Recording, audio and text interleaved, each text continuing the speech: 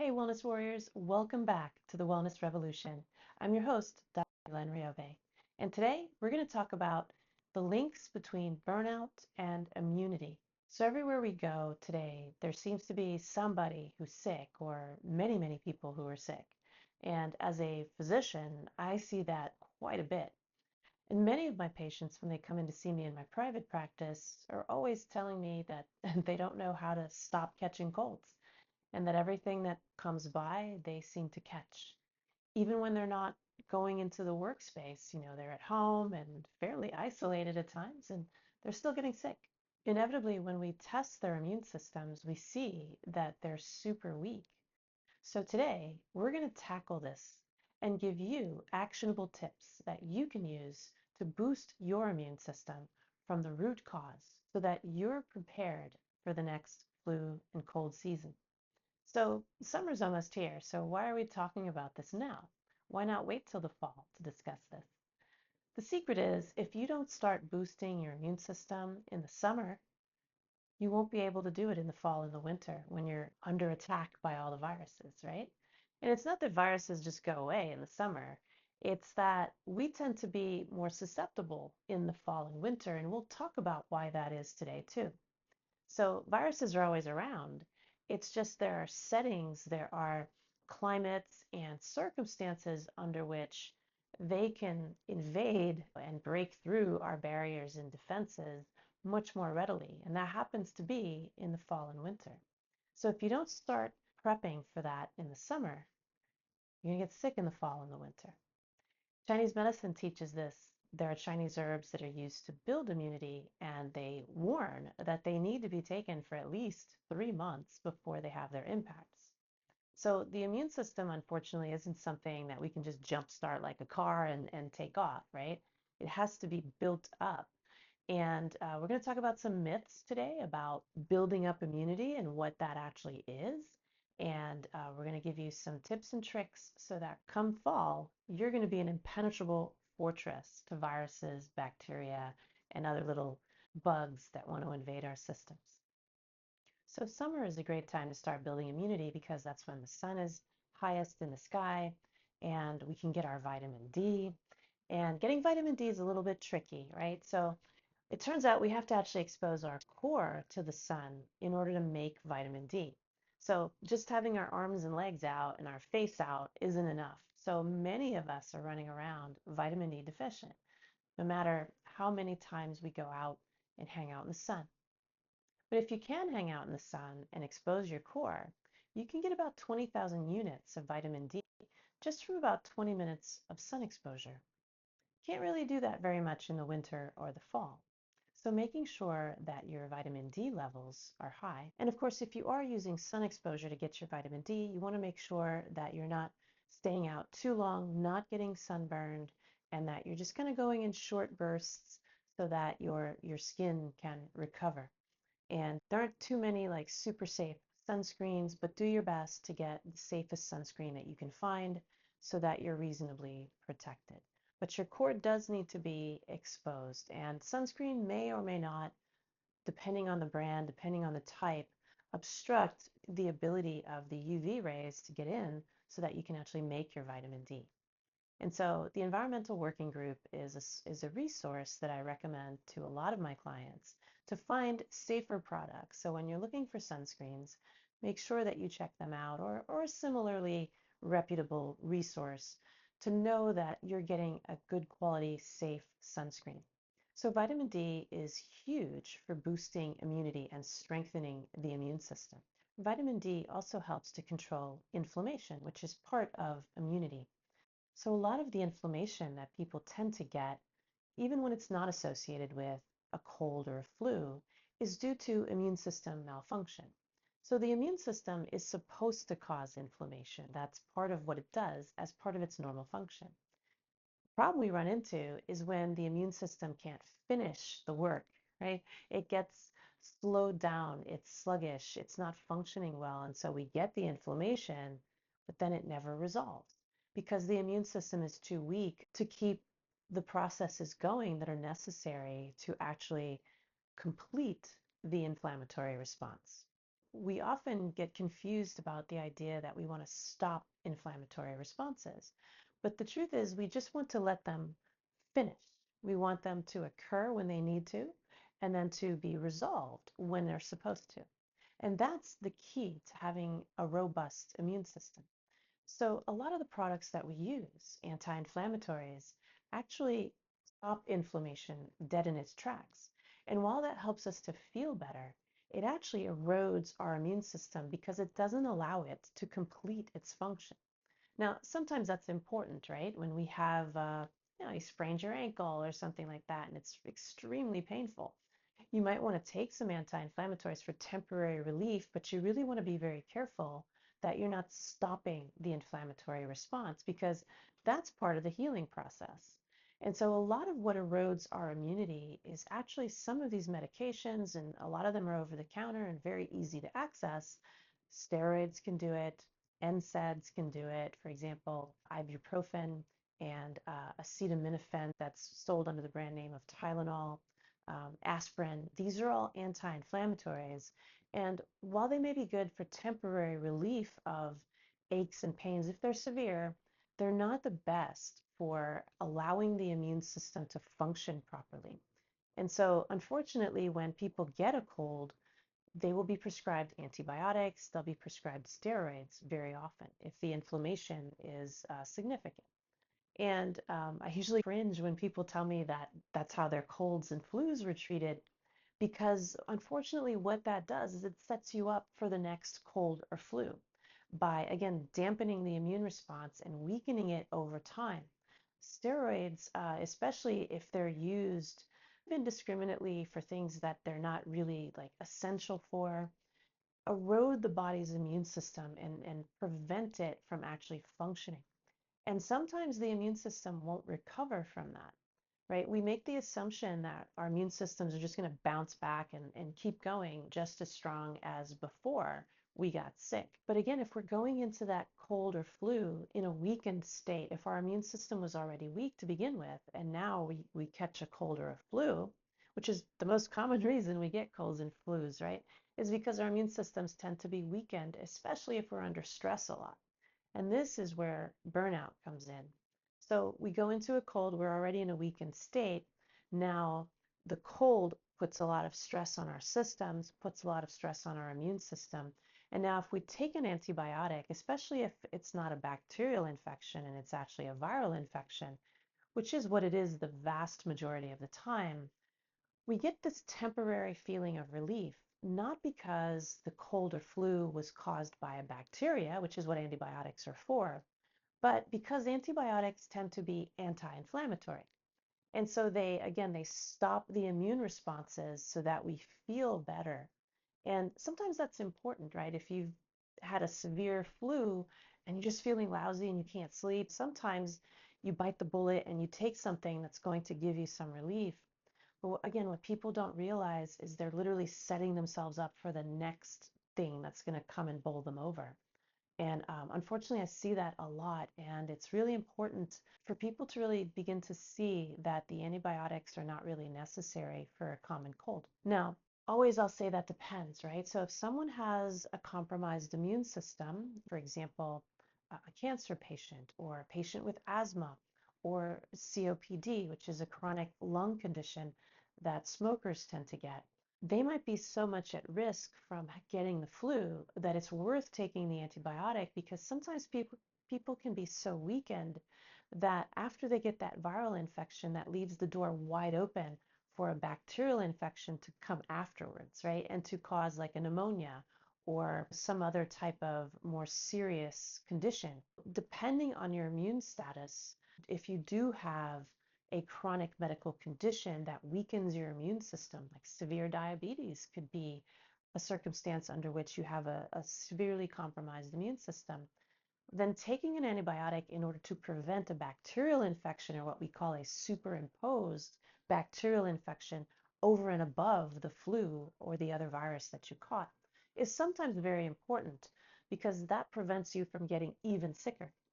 But for the average person with the average immune system that we have today, antibiotics are just not necessary for colds and flus. And the reason antibiotics are so dangerous and set you up for the next cold and flu and potentially for other conditions, we're now getting some medical studies to show that antibiotics use actually increases the risk of cancer. And the reason for this is because of the weakening of the immune system that occurs when we take antibiotics. The main mechanism that the antibiotic uses to erode the immune system is through the damage that it does in the microbiome, which are the good bacteria that live in the large intestine. So these are our buddies. They're like an organ that we have in our bodies. There are 200 trillion bacteria that live in us and on us. They also live on our mucous membranes as well. And so they're not just in the large intestine on the mucous membranes that are there, but they're also, our respiratory tracts, our noses, our skin. So there are many different places where we have good bacteria that play a huge role in our immune system. And when we take antibiotics, we alter them, we change them, we kill some of them off. Like we don't kill all of them off, but we kill some of them off. And that leaves us vulnerable to other infections because that destabilizes the immune system. The reason that destabilizes the immune system is because the microbiome, those couple hundred trillion bacteria that live in us, they also stabilize the immune cells that we rely on to protect us from infections. And so there are immune cells that live in the microbiome. So the microbiome is almost like a scaffolding for our immune cells. So when they die from the use of antibiotics, that destabilizes the immune cells and they don't function properly. This results in inflammation. This results in an increased risk of infections down the road.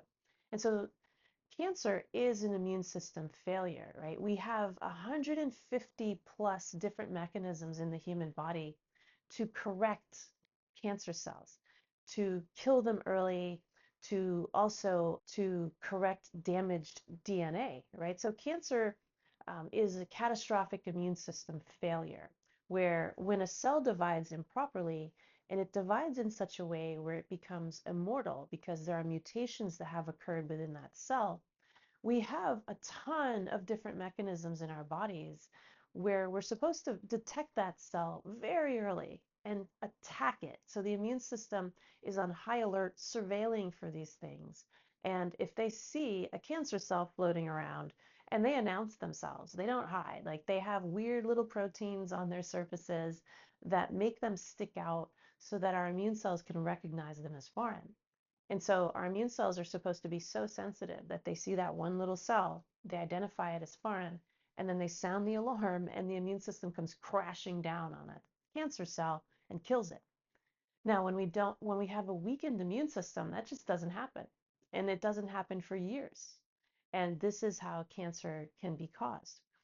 We also have a ton of mechanisms to repair damaged genes, right? So when that mutation occurs, we actually have 150 different ways that we can correct that mutation. And so cancer occurs when all of those backup systems have failed, right? So it should be actually difficult to get cancer. And instead, we're seeing cancer on the rise to the point where 40% of the US population has cancer, has had a cancer diagnosis, or currently has cancer. This is because the immune system of the human body has been so eroded by stress and toxins over the last several decades that it's kind of out to lunch. And this is the same reason that so many millions of people are walking around constantly catching colds, constantly catching flus. This is the same reason why when someone gets sick with the flu or with COVID, that they get long COVID or they get the what they call sequelae or the aftermath of the flu, where it might turn into a chronic fatigue issue or a fibromyalgia issue, or it may turn into what we're identifying as long COVID, where people feel exhausted, they have chronic lung and heart conditions that develop, their liver function is off. This is because the body's repair mechanisms, which are part of the immune system, are not functioning properly. And this is a massive, massive problem. The reason that these things happen is because of burnout. So again, as we endure this stress, year after year, decade after decade, the body gets eroded. You can watch my last several podcasts. We talk about the actual mechanism whereby stress creates the burnout process. I spoke a lot about how burnout is not a workplace situation. Burnout is a everyday living situation where we don't know exactly what to do to continue to maintain our bodies so that the body can endure and recover from stress. So it's the damage done by the stress that creates the burnout. Now, the same thing that's creating the burnout is also creating the weakened immune system. And so burnout and weakened immunity go hand in hand. And this is where we run into problems. I also have a subset of patients who will say, I never get sick. Like everybody gets sick around me and I'm always fine. And when we check their immune system status with testing, we realize that their immune system is so weak, they're not noticing that they're getting sick. And again, Chinese medicine actually teaches this. Chinese medicine teaches us that our immune system can actually be so weak that it does not respond to an infection. But that doesn't mean you're not getting infected. And inevitably, when we test them, we'll see that they've been exposed to Epstein-Barr and COVID and other things, and they don't even notice. So this is a problem too, because now your body is not mounting a defense at all, and it's just allowing the virus to come in and do whatever it wants. And this is also a mechanism for small intestinal bacterial overgrowth. So this is a way where bacteria can find their way into the gastrointestinal system, again, if our immune systems are weakened by stress or toxins. And so this is the same mechanism, right? Everything that we touch has bacteria on it. So if we eat an apple, no matter how vigilantly we wash the apple, there will inevitably be bacteria on it. Unless we literally cook the apple and kill the bacteria through heat, there will be bacteria on that apple. If we have a salad, there will be bacteria on that salad. You drink water out of a drinking glass, like while the water is filtered and the bacteria removed from the water and it comes out of the water plant nice and clean, by the time you pour it into the glass and you actually drink it, now that glass has bacteria on it. And we're designed for that. So that's not something that we should be concerned about. We're designed to live with all these bacteria. The human body is intelligently designed in that way. And the reason that we get sick, again, is if our defenses are down, right? We have so many defenses, from the acid in our mouths to our tonsils, our adenoids, and so many different layers of defense all the way down the gastrointestinal system, all the way down the respiratory tract is lined by mucous membranes. Mucous membranes are the main line of defense for the body to prevent it from catching any type of infection. And it's when those mucous membranes are damaged by, again, weakened immunity. So when the cells are weakened and they can't respond, and when those mucous membranes are weakened either by, again, stress wears out your antioxidants. Antioxidants are the main way that your body recovers from stress. Those antioxidants help you to recover from what we call oxidative stress. And if those antioxidants are either worn down by too much stress, or if we have any nutritional deficits where perhaps we're not eating the best diet, or if we're not absorbing well, and maybe we are eating really well, but that food's not getting in. Either way, all those three mechanisms allow for our antioxidant levels to drop. And it's the antioxidants that actually protect the mucous membranes and help them to defend the body from becoming infected. While vaccines can be helpful to prevent people from getting infected, they don't protect the mucous membranes. And so you have to actually already be infected for the vaccine to be triggered, right? For the immunity that the vaccine created to be triggered. And so you're still going to get infected first, and then the immune response from the vaccine will occur. When your antioxidant levels are normal and robust, you're defended through the mucous membranes, and so nothing can actually get through those membranes at all. And this is one of the primary mechanisms why we continue to see people still get sick despite getting vaccinated. It's that their antioxidant levels are low, or they have other nutrients that those antioxidants rely on to function that are also low. And making sure that your antioxidant levels are normal is really important. in order to prevent infections and to make sure that you have a very robust immune system. So protecting those mucous membranes are critical. What else can damage the mucous membrane? So dry weather. So in Chinese medicine, this is also taught that the fall season is the dry season. So this is the time when we have to make sure that we're extra moistened. Otherwise, our mucous membranes get dry. And when they're dry, they don't function well. The mucous membranes have mucus on them. And so mucus isn't just the stuff that we cough up when we're sick or we blow our noses and see, right? It's actually a very thin lining that coats our entire mucous membrane from our nostrils and our mouth all the way down through the entirety of our gastrointestinal system and also down into the lungs. Those membranes need to be very well protected. They want to be moist. They don't want to be dry.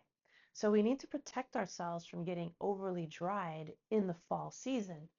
And one of the ways to do that is to use a humidifier to make sure that if you have your heat on in the winter, which many of us have to have that on, that you're combating the dryness with moisture in the air so that your nasal passages and your mouth doesn't get too dry. And of course, making sure that you're really well hydrated. And again, this starts in the summer, right? You can't just hydrate out of the blue over a couple days. So it takes a while to actually really get enough water into the body and maintain that.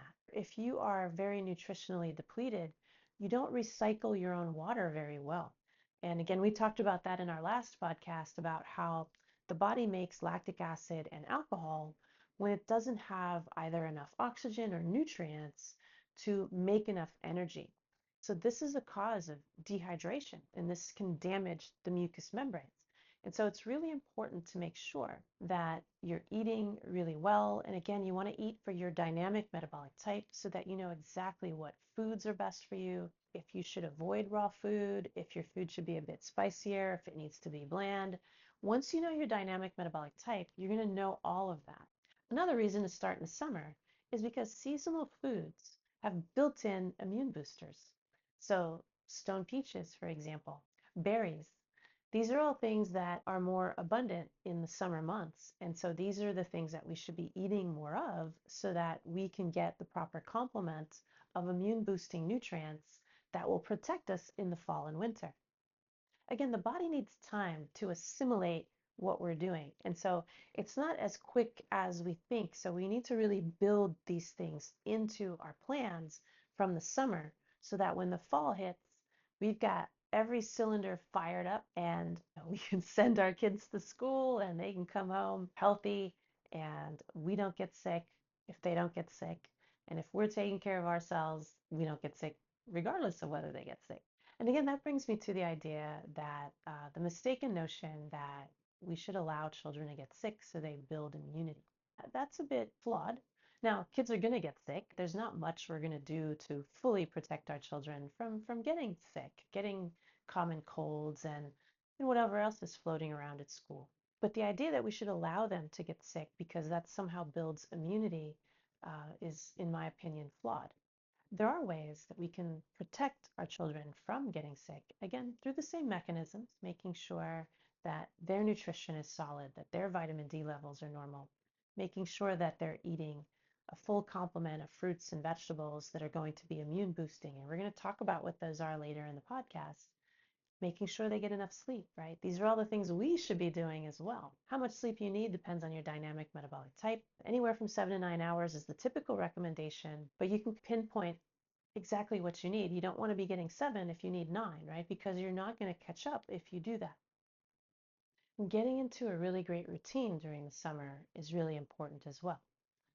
Getting your breath work done, going out in nature is super important for building immunity. Being around trees, grounding is also really important. So if you're around a park, then walking barefoot on that park or walking barefoot on the beach can be a really great way to ground. And grounding has science built into it. It's not just woo-woo. So we now understand the Earth is actually a gigantic battery, and electrons circulate in the ground and all around in the atmosphere as well. There's actually an acupuncture point, kidney 1, on the feet, close to the balls of the feet. And so grounding is really important because it allows electrons to come in through the feet and circulate more into the body. And so if we break down the human body into its most basic components, it's essentially a bag of water with current flowing through it. So by molecule, we're 99% water molecules. And of course, water will transmit electricity, and all of our body functions rely on electricity, circuitry, electromagnetic fields. And having electrons in the body in sufficient amounts is really critical because if there's not enough electricity flowing through the wires don't carry the currents well. And so during the summer months is a really great time to ground. During the winter months, you can still ground. You can get a grounding pad. Now, again, you want to make sure you get that from a reputable company, but you can sleep on a grounding pad where that pad is creating electrons that go into your body. So the reason I'm doing this podcast in the spring is so that we have those several months of the summer to make sure that we walk into the fall and winter armed to the gills and ready to defend our bodies from whatever's out there. So stay tuned for more information. We're going to be doing a 7-day immune boosting challenge coming up in May. So this will be open to our YouTube channel subscribers as well as our email subscribers. So if you haven't subscribed to the channel, please do so today so that you can join us for the 7-day challenge coming up in May.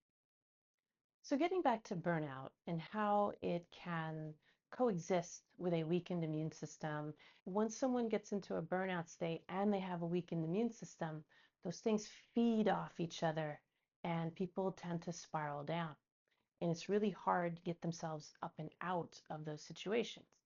So looking at those metabolic causes of burnout and resolving them from a personalized standpoint, like knowing what your actual requirements and needs are, is critical because that's the same thing that's going to boost your immune system as well from a metabolic level. So again, everything's metabolic, right? So if your immune system's not working well, that's a metabolic issue. Something is going on in your metabolism that is either resulting in those immune cells not functioning well, or something is going on within the mucous membranes where they're not getting properly nourished, and so they're getting damaged as well. Stress also thins the mucous membrane, makes it thinner than it should be, kind of wears it out. The mucous membrane is literally like a physical barrier and a chemical barrier to invasion by foreign bacteria, viruses, parasites, yeast. So it creates this physical barrier that prevents anything from coming in. Now remember, there's also a mucous membrane in the intestines, in the bowels as well. And so gastrointestinal infections can also occur through this mechanism. Even bladder infections. The bladder is also lined by a mucous membrane that again prevents bacteria from crawling into the urethra or through the urethra into the bladder. And so the integrity of the mucous membrane depends on reducing stress, reducing how the body responds to stress. And so again, we always talk about our stress mitigation techniques. So this is where breath work is really important. Again, this is where proper sleep is really important, proper nutrition, and also detoxification. Making sure that if you have an excess dynamic metabolic type, that you have a mechanism in place, you have a strategy in place to get excessive inflammation and toxins out of the body. Now, again, we don't want to interrupt the immune function to reduce inflammation. We want to allow it to complete itself. So if we stop the repair process, which is what inflammation is, then the body can't repair itself. So very often when we get stuck in an inflammatory state, what's happening is, again, our metabolism is being impacted and the body can't finish the immune responses that would resolve the inflammation. And so you really want to look at that as the actual root cause of the inflammation and not just interrupt it. Now, if you interrupt it here and there, every, once in a blue, it's not going to really negatively impact you. But if you're taking it for a headache on a Monday and you're taking it for period cramps on a Wednesday and you're taking these things that are interrupting your inflammation and your proper immune function, it's going to wear it out. So avoiding those whenever you can would be beneficial. There are many, many natural agents that are anti-inflammatory that don't interrupt the immune system's functions. And in fact, they enhance them so that they can allow the repair of the body to complete itself so that there's no residual damage to the body. This is where, again, where antioxidants come in. They help to repair the body against stress. So they help to repair the lining of the mucous membranes. They help to reduce oxidative stress damage, and that keeps the mucous membranes healthy so that they are thick enough and wet enough that they serve as that physical barrier so that the viruses and bugs and things don't have access to the body. So what are these antioxidants? So let's list them off. Vitamin A, vitamin E, vitamin C, CoQ10, cysteine, selenium, and alpha lipoic acid. These are critical antioxidants that your body really needs to function properly, and they also help to keep your mucous membranes healthy and your immune cells healthy as well.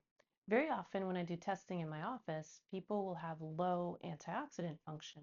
They'll also have low immunity. And we can see that correcting the antioxidant deficiencies, and just as importantly, the cause of the antioxidant deficiencies, helps to boost their antioxidant capacity as well as their immune system capacity. So we see a normalization of those functions once we find the root causes. So we talked about antioxidants, but there are a bunch of other nutrients that are critical for immune function. So we touched on vitamin D, which is not an antioxidant, but it's still critical for our immune function. Sources of vitamin D include fatty fish, egg yolks, and mushrooms. And of course, sunshine, which is not a food, but it helps us to make our vitamin D in our livers. Vitamin B6 is also critically important for immune function. Helps our immune cells function better, and it's critical for antibody production. Great food sources include chicken breast, chickpeas, bananas, salmon, and potatoes. And then there's B12. That's critically important for immune cell metabolism and energy production. B12 is also important for maintaining healthy mucosal barriers. Meat, fish, and eggs are the primary sources of B12. Zinc is not an antioxidant, but it's a critical mineral for immune function. Zinc is extremely important for certain immune cells to properly develop and function. You can get zinc from oysters, beef, pumpkin seeds, lentils, and cashews. Iron, an important mineral, carries our oxygen and it helps us with our immune function. Iron is directly involved in the killing of pathogens or abnormal bugs that we don't want in our bodies. Sources include red meats, poultry, and spinach. Then we have copper. Copper is another critical mineral that's not an antioxidant, but super important for the immune system. Copper is critical in the making of an enzyme that's important for antioxidant function. Sources of copper include shellfish, nuts, seeds, whole grains, and mushrooms. Then we have magnesium, another critical mineral that's not an antioxidant, but still important for the immunity. Magnesium helps regulate inflammation, and it helps cells communicate with each other. Sources include leafy greens, nuts, seeds, whole grains, and legumes. And then there's the critical amino acid glutamine, which helps maintain the mucosal barrier of the gut, and it also is the main fuel for lymphocytes and other white blood cells called macrophages, especially during times of stress and infection. Glutamine can be found in eggs, meat, dairy, beans, and spinach. Another critical amino acid is called arginine. Arginine supports T cell function, which is another immune cell, as well as wound healing. Sources include turkey, chicken, pumpkin seeds, peanuts, and chickpeas. Then we have our fatty acids, omega-3. Again, not antioxidants, but super important. Their nature is anti-inflammatory. Sources include fatty fish like salmon, mackerel, sardines, as well as flax seeds, chia seeds, and walnuts. And that leaves us with our antioxidants. So these are vitamin A. Sources include liver, sweet potatoes, carrots, kale, and spinach. Noticing a theme with spinach. Vitamin C, very powerful antioxidant. The reason vitamin C is so critical is it because it regenerates other antioxidants. And so it keeps the antioxidants going. Also supports synthesis of collagen, which is the most abundant protein in the human body. It also boosts the function of certain immune cells. Sources of vitamin C include citrus fruits like lemons, grapefruits, oranges, and limes, bell peppers, strawberries, kiwi, and broccoli. Then comes vitamin E. Supports the propagation of immune cells such as T cells. And again, it protects the mucosal barrier. Sources include almonds, sunflower seeds, hazelnuts, and spinach. Then comes selenium. It's a mineral that serves a very important antioxidant function by supporting the enzymes that help make powerful antioxidants like glutathione. We can find selenium in halibut, tuna, sardines, shrimp, turkey and chicken breast, eggs, sunflower seeds, brown rice, and Brazil nuts. CoQ10 is another extremely powerful antioxidant. It's a fat-soluble nutrient that's made out of amino acids, although it itself is not an amino acid. CoQ10 is critical because it protects our mitochondria, which are our energy powerhouses, from stress damage. We can find CoQ10 in organ meats such as beef heart and liver, the muscle cuts of beef and pork, chicken breast, fatty fish, soybeans and soy products like tofu, peanuts and peanut butter, spinach, broccoli, and oranges and strawberries. Then there's glutathione, the most powerful antioxidant in the human body. It is made inside of the body using amino acids or protein building blocks. Glutathione has a ton of extremely important functions. One of them is to help with detoxification in the liver. It also regenerates other antioxidants, traps free radicals, which are molecules that cause damage to our genes and DNA and our cells under stress. And it also helps support immune system function. And so it's made from three amino acids, cysteine, glutamine, and glycine. Although now there are better available forms of glutathione, such as liposomal, but it's always best to support making it from the inside by having enough protein intake. Cysteine is one of the most critical amino acids that we need in our diet to make sure that we're making our glutathione. Glutathione also relies on other vitamins and minerals to be made. And so again, everything feeds on itself. It's like an orchestra. Every instrument matters. So cysteine is one of the most critical amino acids to take in your diet to make sure that your body is able to make glutathione. Sources of cysteine include poultry, like chicken and turkey, eggs, dairy, legumes, nuts and seeds, onion, garlic, and leeks, as well as cruciferous vegetables like broccoli, cauliflower, and Brussels sprouts. Antioxidants also come in the form of supplements, and it's always best to make sure that you get tested to know your levels so that you know exactly which ones you need or you might be deficient in. But taking antioxidants for brief periods of time to prepare the body and to fortify the body is certainly not a bad idea. And so getting yourself a really good antioxidant supplement, making sure you're having enough protein, and again, all of the diet tips that we give on the podcast throughout all of our episodes also count here. The last tip I'll give you today is to make sure that you have on hand things that can knock out a cold or a flu during its very early stages so that you can shorten the duration of your illness. So no matter how hard we try, sometimes we have a stressful week and we just can't really avoid getting sick. And so it's really good to have some backup just in case. So there are some really amazing Chinese herbs that you can have on hand. So I encourage you to see a doctor of Oriental medicine so that you can have herbs properly prescribed for you. There is an amazing Chinese herb that we call for short yin chow. In English, it's called honeysuckle and forsyth tea. They come in little pills. They look like peppercorns, and I recommend them to pretty much all of my clients to just have at home, just in case. The thing to know about this herb is that you have to take it at the very first sign that you're coming down with something. You can't really wait and see, like, let me wait till tomorrow and see if this is my allergies or if it's a cold. You have to start them right away. The way that they work is they actually open the pores and they just shove whatever's trying to come in back out of the body. So they defend the pores and the mucous membranes.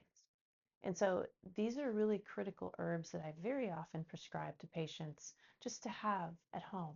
I've used them for my kids, I've used them on myself, my family members. The key is to start it early. If you don't start them early and the bug gets through your pores, then it won't work. What's beautiful about Chinese medicine is there are other formulas that if the virus actually penetrates through, you can take depending on what layer of defense the virus is in. And so again, you'd need to see a doctor of Oriental medicine to have a proper diagnosis. Acupuncture also works extremely well for colds and flus, although again, that's not practical to go in when you're sick and you might risk infecting others. But Chinese herbs are different. You can have those at home to take at the ready. Another great remedy that I recommend to my clients is what we call hydrosol silver, or people know more of the colloidal silver. Hydrosol silver is more potent, and you can see an integrative functional medical doctor to see if hydrosol silver would be a good option for you. But again, you have to take it extremely early in the process.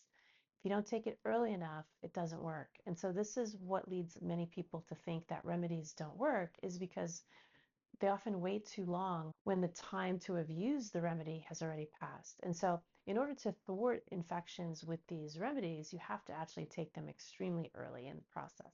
So at the slightest sniffle, sore throat, scratchy throat, you think you're coming down with something, you're getting chills, that's when you start it. Like, you don't wait to see if you get a fever or if the sore throat gets worse. Like, you don't want to wait. You take it right away. That's when they work the best. They may not completely eliminate it, but they will shorten it. Had a client who had her daughter, I believe, yes, her daughter in Ireland, and she travels back and forth all the time. And when she first came to see me, she would say that every time she travels, she gets sick for 3 weeks.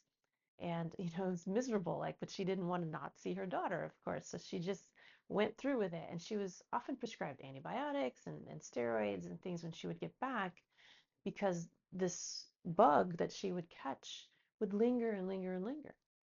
And so after I evaluated her, I realized that the silver would be a great thing for her to have. So they sell them in small bottles. So I recommended that she take it with her on her next trip to Ireland. And she was ecstatic when she came back that she only got sick for 2 days instead of 3 weeks. And so it was a big win. And of course, we're continuing to work on her immune system so that she doesn't get sick at all. But it was something that we prescribed right away because she was already on her way out to see her daughter when I had first seen her as a new client. And so she was thrilled that she only got sick for a couple days. And hopefully with the next, trip that comes up, she won't get sick at all. I'll let you know how that turns out once I hear back from her. But this is how quickly and how effectively something like hydrosol silver can work if it's the right remedy for you. So again, I encourage you to see an integrative medical doctor to get more information about whether or not that would be a good tool for you. And so I hope you found this podcast to be useful. Again, please, if you like this podcast and you got benefit from it, please like, share, and subscribe. We're going to have our 7-day challenge coming up in May, and I don't want you to miss it. It's going to be amazing. We're going to have daily videos, daily challenges, where we're going to help you boost your immune system and have a strategy in place to continue to build it through the summer so that come fall and winter, you're an impenetrable fortress to the best of your ability. So again, if you haven't taken our burnout assessment, I encourage you to go to our website, Awaken Wellness Now, take it today. Make sure you know your dynamic metabolic type. Start applying it to your 4-pillar fix today to create your personal wellness program to beat burnout and boost immunity. And we have our corporate burnout resolution programs. So if you'd like to take our corporate burnout assessment, please reach out to me on LinkedIn. I'm happy to share it with you so you can know what your corporation's burnout risks are so that you can get your corporate burnout score. So you have a really good idea and a plan in place to help reverse burnout in your team members and prevent it from coming back so that your team members can be their best selves at work, at home, be happy. Happy team members equals a happy corporation, a profitable corporation. Thank you again for listening today. And until next time, many, many blessings.